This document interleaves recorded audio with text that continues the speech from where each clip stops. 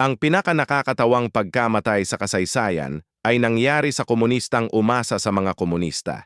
Taong 1979, Kabul, Afghanistan. Isang Soviet-trained na revolusyonaryo ang naging presidente matapos patayin ang kanyang boss. Si Hafizullah Amin ay nagtapos sa Moscow, nag-aral ng Marxism, at naniniwala na protektado siya ng mga Ruso. Pinatay niya ang dating leader para makuha ang kapangyarihan. Gumagawa siya ng mga brutal na patakaran habang lumalaki ang rebelde sa buong bansa. Tumutulong ang mga Soviet sa kanyang militar at nagtitiwala siyang ligtas siya. Ngunit sa Moscow, may lihim na plano na nabubuo.